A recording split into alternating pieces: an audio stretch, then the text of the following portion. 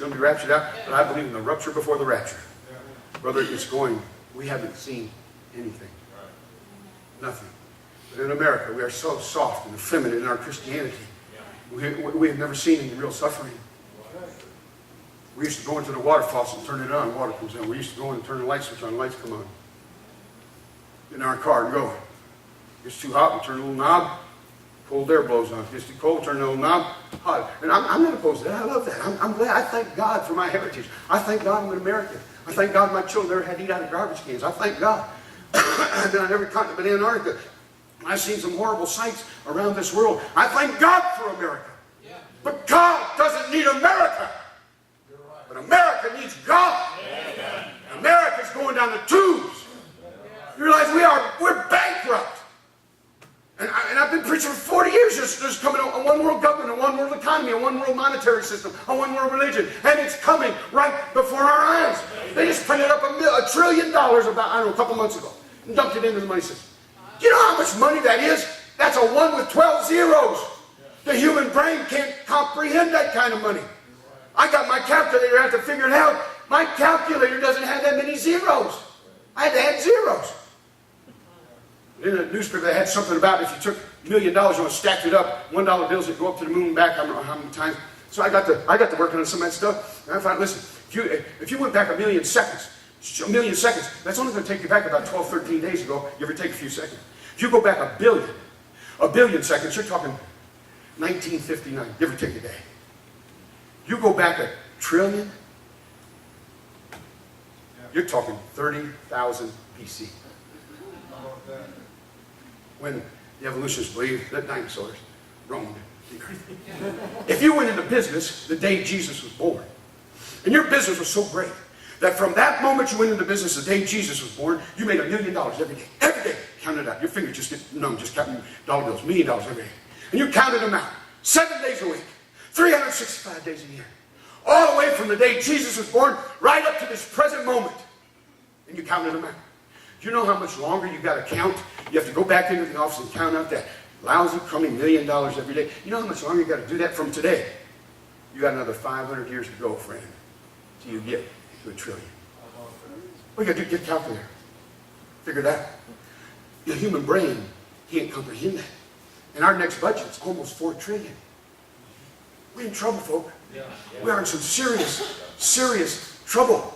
Zimbabwe is soon going to have nothing on us. You know, Zimbabwe used to be called Rhodesia.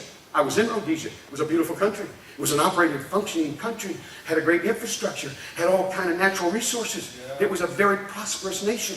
And then things happened and situations happened and other folks took over. And now they got 4,000% inflation.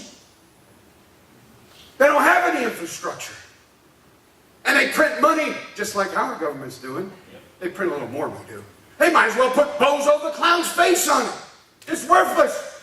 They go to the grocery store, they have to take a wheelbarrow with them, buy a gallon of milk and 2 loaves of bread, and when they get there, they got to leave somebody to watch the basket while they go back home and get some more because it just went up again. They say, oh, that can't happen in America. You're a fool. You are a fool. Listen, the laws of physics are the laws of physics. You go out here and jump off a building, you're going to smack the ground. It's the law of gravity.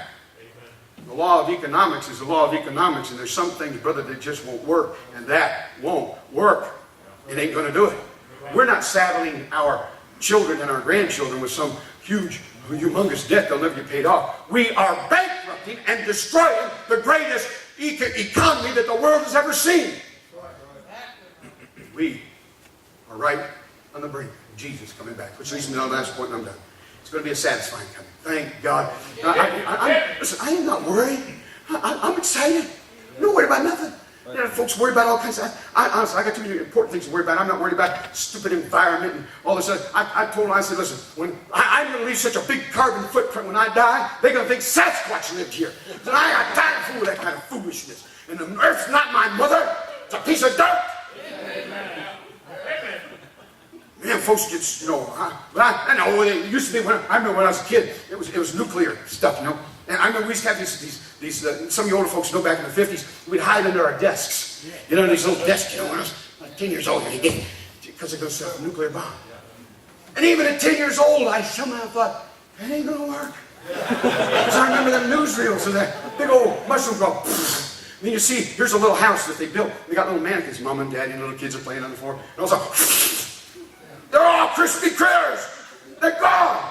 They're vaporized. And I'm hiding under a wooden desk. This don't make sense to me. At least ring the bell and let school out. Let us have a few seconds of freedom. Let's run out on the playground and play kickball. Let's, try to pull some little girl's pigtails or something to hide under a stupid wooden desk.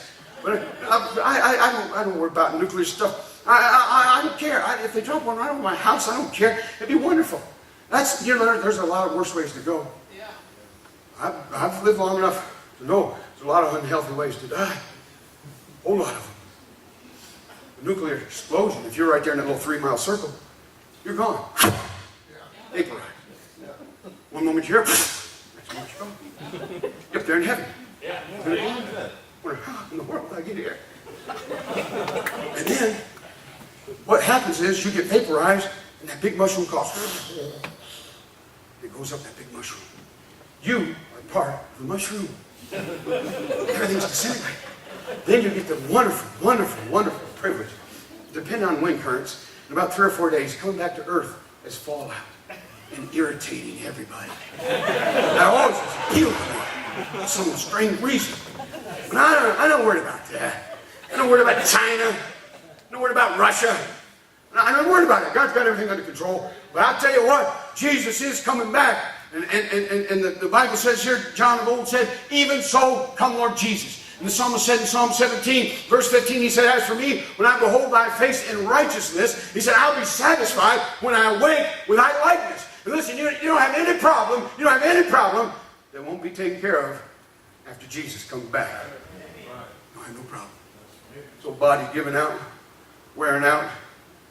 I tell you what, the older I get, man, I used to look at my dad and I think, what's that old man grunt for when he sits down like that? What makes this grunting noise when he gets up? I know. I know why he doesn't now. I do it louder and with more emphasis than my father did.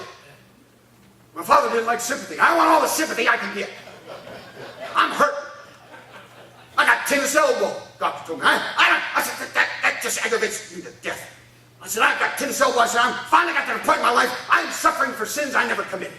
I've never handled a tennis racket. I don't know nothing about tennis. Got tennis elbow. Life ain't fair.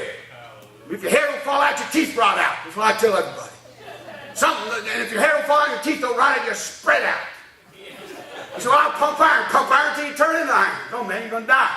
I did a scientific survey of my own one time. I found out 9 out of 9 people die. That's a scientific proven fact. As many skinny people die as fat people. Preacher friend of mine, missionary, stopped to get gas one time. Went and got me a Twinkie. And the man, he said, oh, preacher, you gonna eat that? I said, well, no, there's 2 of them, man. I'll share. One for you, one for me. I'm not a pig. I'll share. No, I wouldn't touch that. I wouldn't let it touch my mouth.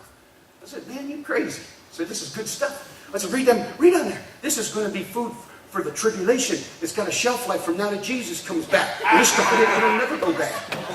I said, you need to eat some of this. And he told me, he said, he'd never. I said, if you was a little kid even, I mean, one of my thrills of my childhood was getting a Twinkie and tearing the top off, sticking it in my mouth and going, and your jaw, your head had white stuff in it.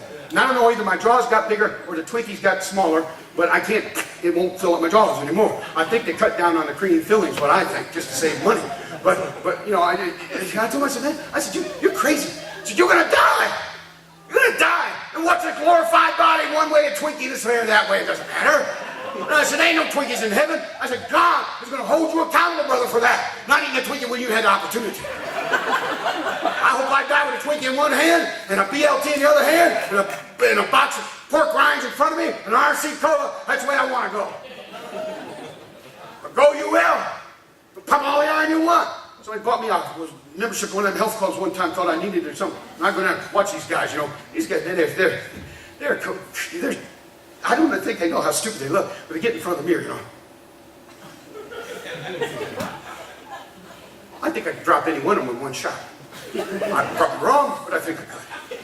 But to get up there, so I'd stand there and watch these guys pump iron till I broke out in a sweat, and I'd go to ski. I thought it was very therapeutic for me.